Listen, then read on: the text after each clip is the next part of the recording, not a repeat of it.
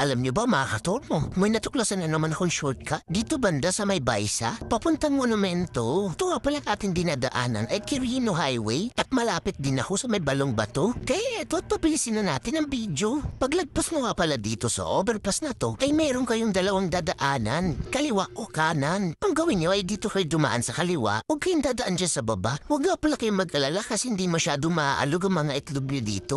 Tingnan niyo naman yung kalsada, ang kinis. Kaya mga katormo ay lumikula kayo pa kaliwa kasi wala na malilikuan pa kanan. At pagbaba nyo nga pala dito mga katormo, kung ginagawa nung iba ay dyan pumapasok sa kaliwa. Pero ang gawin nyo mga katormo para mapabilis kayo ay dito kayo dumahan sa West Service Road, dito sa kanan. Pero syempre bago lahat, magkingat nga pala kayo dyan. Kurado ako magkakabukol ang mga itlog nyo kapag nashoot ka dyan.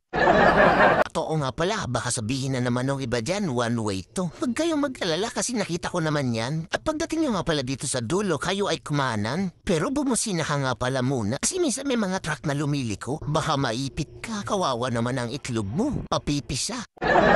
Dito naman mga katormo, kayo ay kumaliwa. Ko nga pala bago ang lahat. Gusto ko lang ipaalala sa inyo na itong video na to ay para lang dun sa mga hindi pa nakakaalam. At kung alam mo na, abay share mo naman. At ito nga palang ating nilabasan ay Efifiano de los Santos Ave. At kapag dinire-diretso mo yan, makakarating ka na ng monumento. Saan naman kaya ang next nating shortcut? Comment mo naman. Let's go!